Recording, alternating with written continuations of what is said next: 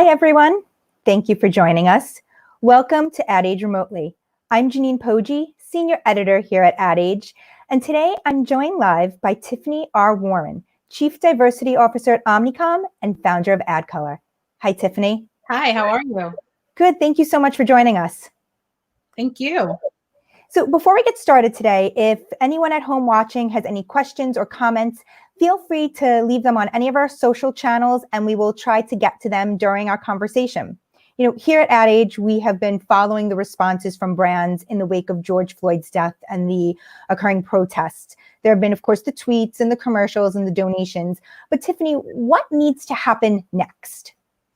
Thank you for asking. I spent the better part of last week really reflecting on several things. And I think the biggest thing for me is why now and why this moment? And I do think a lot of it is because multiple generations have come of age where they no longer will accept, non-discrimination. It's moved to anti-discrimination.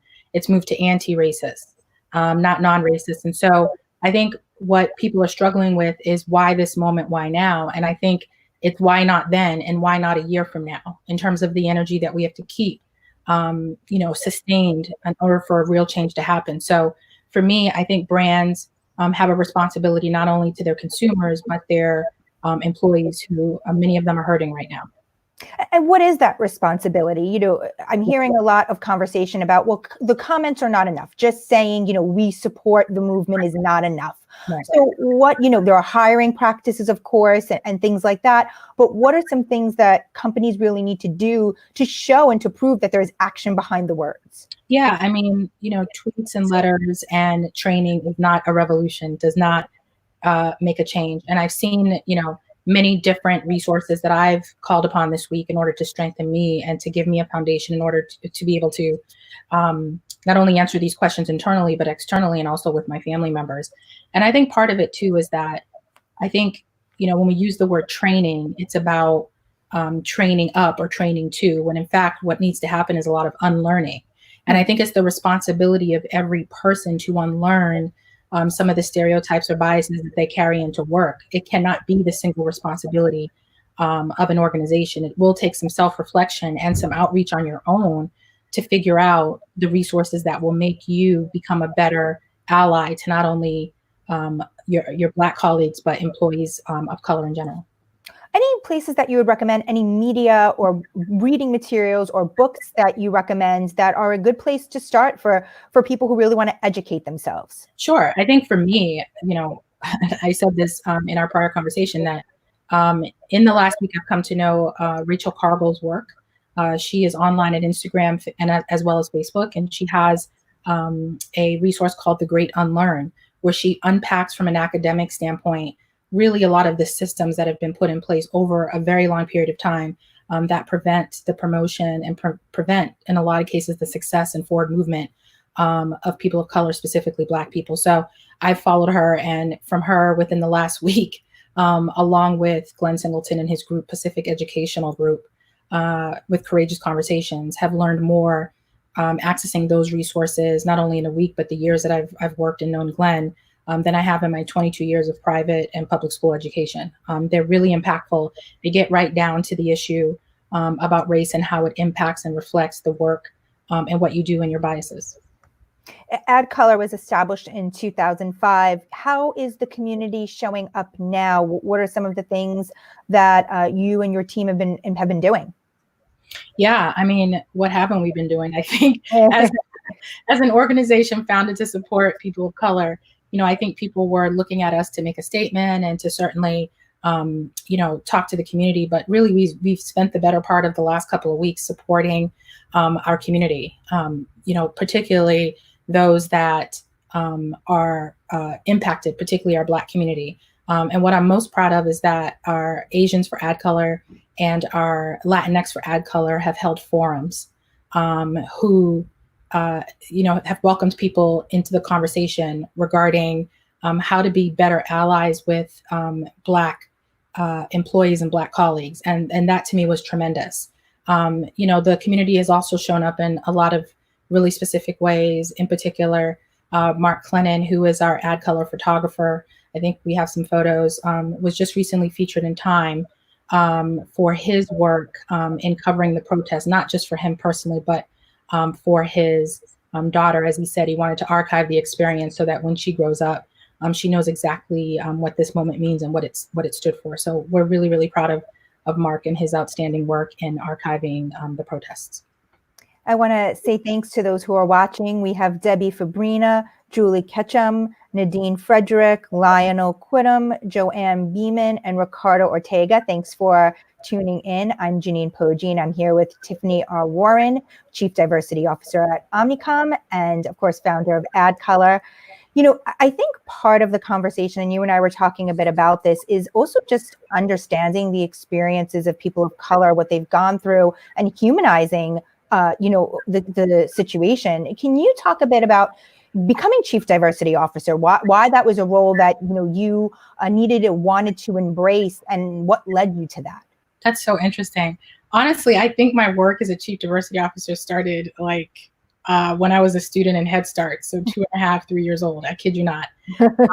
I was very, very well aware of my skin color at that age, and Head Start was a program that gives Head Starts to young people of color, and so that they could literally have a head start in life. So my whole educational experience has been intertwined with multiculturalism and scholarships around my diversity.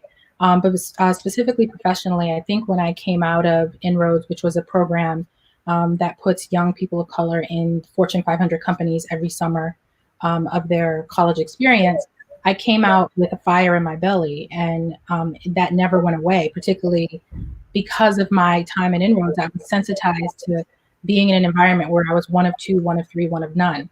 Right. And so within probably a year and a half, I transitioned from being on the account side within an agency to then heading up diversity for the Forays. I was 25, and a lot of the interns were 2 or 3 years younger than me, and I was scared out of my mind, but I knew that I had the responsibility to work with and impress upon these young people that they were, in a way, pioneers. They were going into agencies and really forging a path for others to come behind them.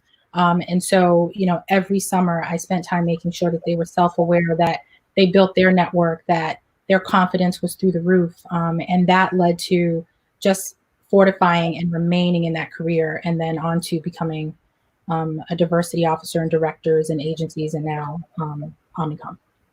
One of the things that I've, been hearing more of in conversations, and, it's not something that we didn't know, but something I wanted to talk a little bit more with you about is, at a certain level within the ad world, within the agency world, people of color feel like they reach a roadblock once they hit a certain level, and either feel like they need to, take a step back, do something, of their own, or move to a different, type of role. What have you seen as it relates to this, and kind of the levels of opportunity and growth in the ad world at this point? Yeah, I mean, being at the holding company and looking throughout the networks, I have a pretty strong opinion about that. And we work hard to make sure that people are leveled up, whatever network that may be. But, I am always the exit interview after the exit interview. And it's not necessarily, just people within my network, but, in the industry, I get the call where we have real talk about, what are the reasons why so-and-so person left this company. And I think part of it is, to your point, you said it best in the question, which is at a certain point, there's a wanting more. And a lot of that fire is to give back. My conversations really stem around, I'm at this level, how can I give back? I may not be able to do that in my environment that I'm in. And so I think it's now best for me to do it outside the company and in my own way.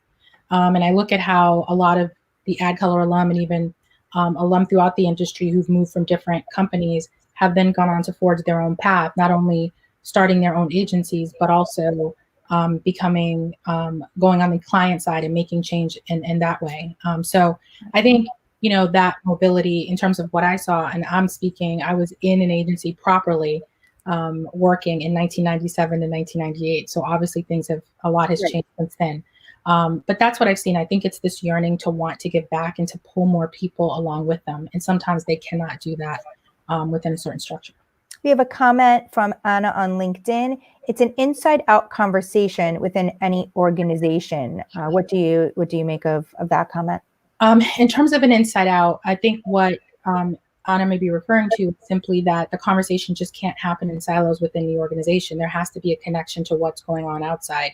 You cannot have a role of this nature or any nature within an organization and not understand that what's happening in society is going to impact you. People are just coming to find out to some extent what it means to be Black in corporate America this week. There's been plenty of articles, plenty of research, but some reason the conversations this week are kind of touching a nerve. And so, and it's not even for some reason, forgive me. Obviously, the death of George Floyd, Breonna Taylor, Ahmaud Arbery, all of these things have led for a serious introspection. So I do agree with Anna that the inside and outside conversations are equally important.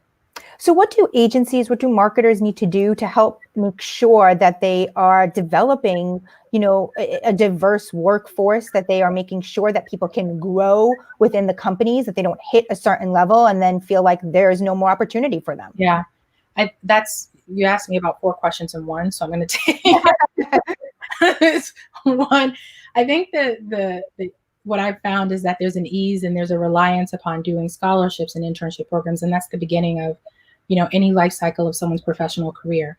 There are organizations and there are individuals out there who are at a certain level, mid and senior, that deserve opportunities. And so I think it's easy for companies to do that, and that's important. Do not let up. Those organizations are needed because they fill that early pipeline, but also look at what you're doing in terms of promotion and retention and compensation within your current companies. Because if you're not doing that and having an eye on that, then obviously you're not going to see the numbers grow, and you're not going to see people want to remain in those positions within your company. But again, I've seen, people have called me up about what internship program. I'm like, those are great, and I want you to support those. But that's just the beginning of this process. I want you to have programs in place for the middle and also the most senior of your team as well. Has COVID-19 made it harder to, move forward with some of these things? We're seeing hiring freezes. We're seeing people working remotely. How much more challenging is it now to make sure D&I is as an important part of a conversation as it should be?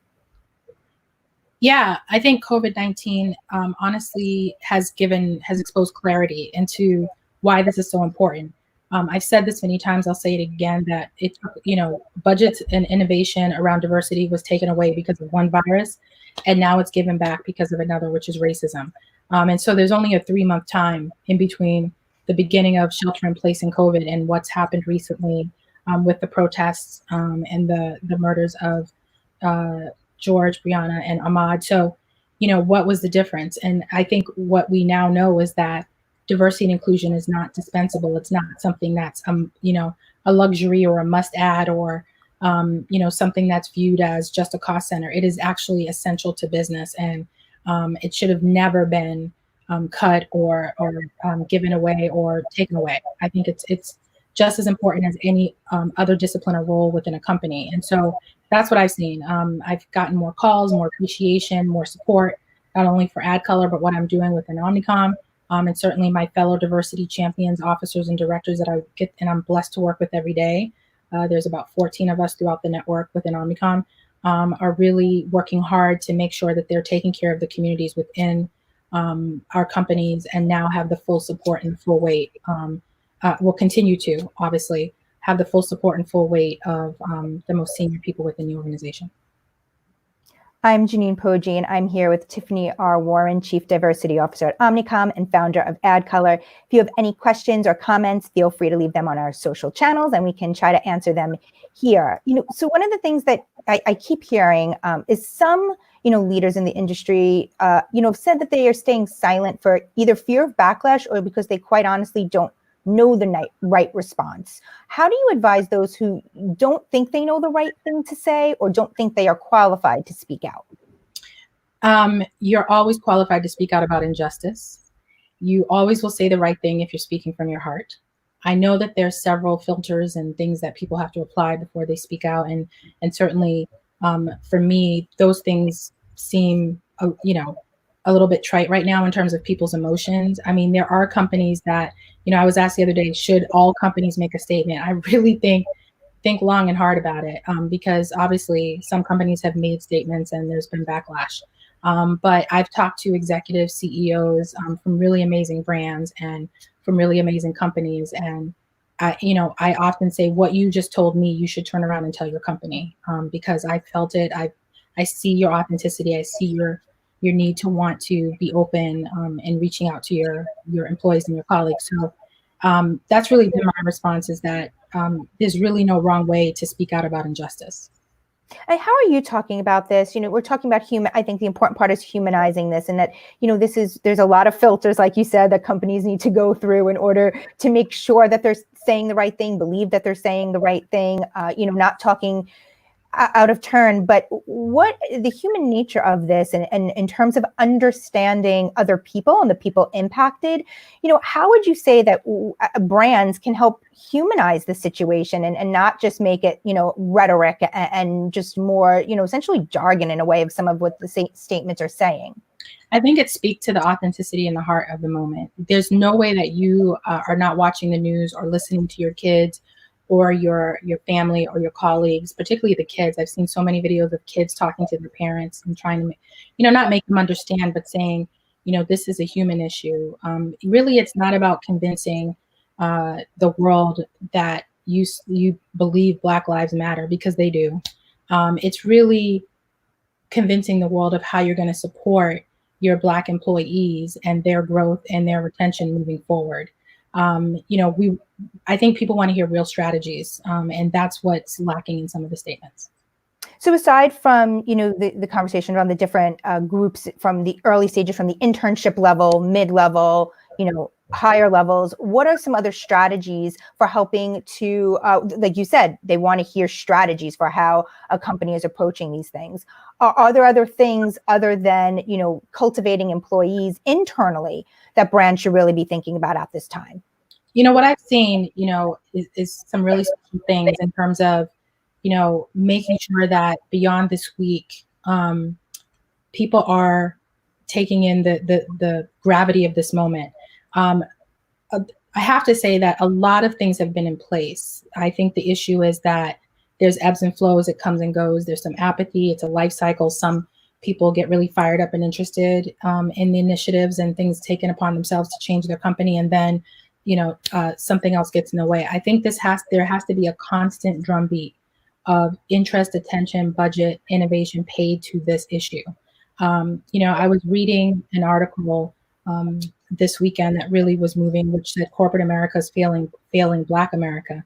And one of the things they said was a group of elite Black executives, and that word elite kind of caught me off guard, because I'm like, what makes them elite? I guess because they've succeeded, they've remained successful, and they're using their success to give back. But even that word elite is divisive. I think that when I, walk into any boardroom or any C-suite, I don't feel that I'm elite or any better than anybody else. And so I look at a lot of the language and a lot of the way that things are being spoken this week. And I think part of one of the first issues is, how are we talking about this internally?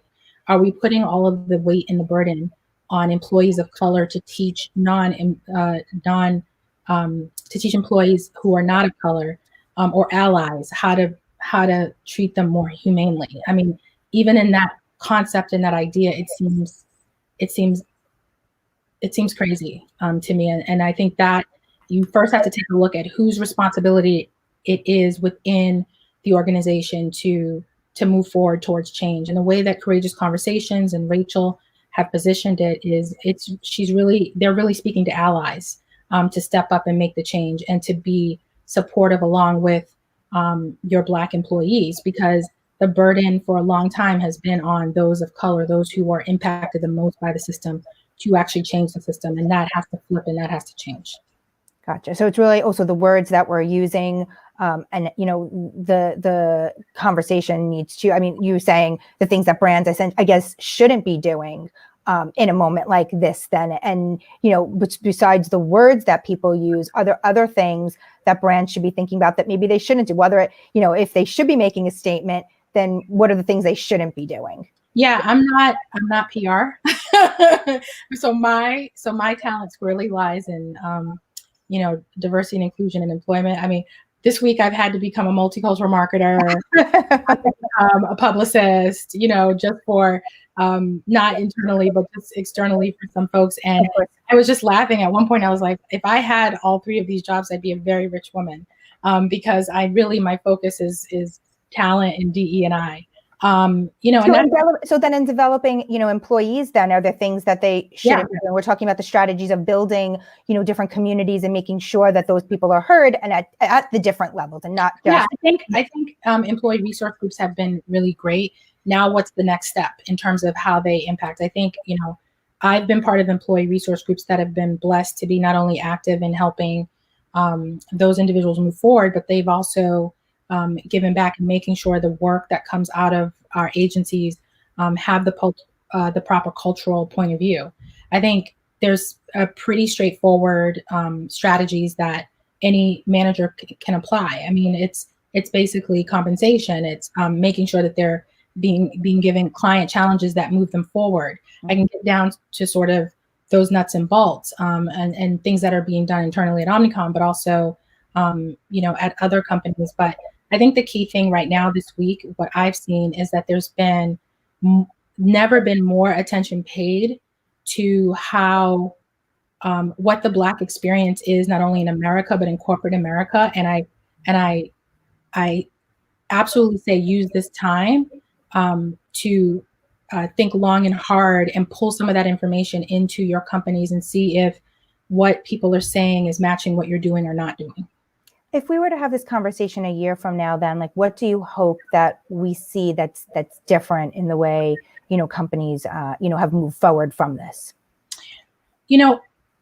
I want the same energy. I think if we had this conversation a week ago, what you would have been met with is a lot of emotion, at least for me, and I'm still coming out of that, to be honest. But what I hope for a year from now is that we literally have the same energy that we have for this now.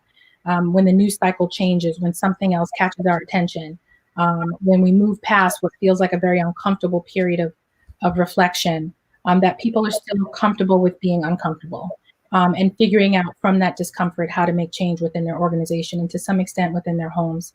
I'm very hopeful for the future. I'm very hopeful for the future that my niece is going to inherit, and I'm going to do everything I can to make sure that she does not feel at a loss because she is viewed as someone who is less than, or in some cases, prey. I don't want her to, I want her to be a strong, resilient Black woman. And so everything that I'm doing now, not only within Omnicom, but through AdColor and hopefully society is going to make that a possibility. The uncomfortable conversations, I think, is the interesting part. And I think that that's what people are worried about. I think there's a natural inclination for people to worry. And like I said earlier, to say the wrong thing. And as you said, there isn't necessarily a wrong thing if you're talking from the heart. But do you think that we need a, space in which to do that, in which it's okay to have those uncomfortable conversations? And maybe you do say something that isn't perfect, but we'll try. Yeah, those spaces exist. There's AdColor, there's, MAPE has done a really great job at churning out some of the most amazing talent in the industry. AF Mosaic has had a conference and a conversation highlighting work that talks about that discomfort for years. So these resources do exist. I think it's a matter of people willing to participate in those resources and sometimes being in an environment where they're no longer the majority. I very specifically a couple of years ago covered the idea of privilege at AdColor when it was being intertwined with white nationalism, unfortunately. And I wanted people to understand really what privilege was and that many of us possess it and what it means and that it's renewable and that you can spend it. And so that was an uncomfortable conversation for some people, but the notes that I received after that was that I now understand how to talk about privilege without feeling guilty about it. And that was our main goal. And so from that, we've seen people use their privilege to help people move further ahead, to be a sponsor in a room, a strong ally, to speak up for those in rooms where they're one of none. And so if you take some of those topics and you put them in a space where, like you said, it's safe and that you can have that discomfort, but then also have the support to move through that, I think that's where the real change happens. Right. And, we've seen also a lot of brands, donating to organizations and things like that. Are these the types of organizations that you think brands should be donating towards? Or, are those the kinds of places that we should be really looking at right now as places of support? I think it's twofold. Donating to those organizations are great because they help to promote and support systematic changes, not only in legislation, policy, on the ground. So those are really, really important, and in a legal way. But I think twofold, look within your own industry and figure out what the version of that is. And the version for advertising, marketing, and media is certainly Ad Color, it's Female Quotient, it's AAF Most Promising, it's Makers, it's a lot of organizations that support equality, but also diversity and inclusion. And so we have organizations currently like the Marcus Graham Project, I can go through the list, that require and need our industry support. And so, please think about not only supporting those social justice initiatives, but supporting those initiatives internally that support the communities of color and help them move forward. Anything you've seen emerge over the last, 2 weeks that you want to call out that, is someone that's doing it right, an organization, a brand, or anything like that, that is just getting it right now, or has the right message, or just, yeah. Oh yeah. The one that I'm really like, I kept like reposting and sending is Ben and Jerry's. Ben and Jerry's is, I mean, they're just phenomenal. I mean, they call it like they see it. They talk about systematic racial inequality. They talk about, how they've moved forward. And it was interesting because when I saw their statement, I was like, let me take a look back on their website. And they've been talking about, they've been talking about this for a very, very long time. They put it so plainly. And that's what they want to see.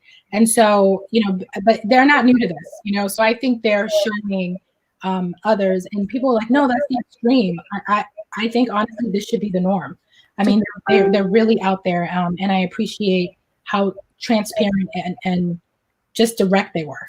Do you think that's an example of the what you were talking about earlier, the sustained efforts, and something that it can't happen overnight, right? It's something you work on day by day. That is a culmination. Of course, they've been thinking about this longer than others, have in terms of a brand perspective. Is that a kind of example in terms of that? Yeah, and that's Ben and Jerry's way of doing it, but what's your way of doing that? What's your way of being direct and honest within your brand, and at the same time making it clear that this is what you stand for? I mean, there's no mistaking what they stand for. So when I saw that, I shared it widely, because I'm like, this is an example of a brand that knows who they are.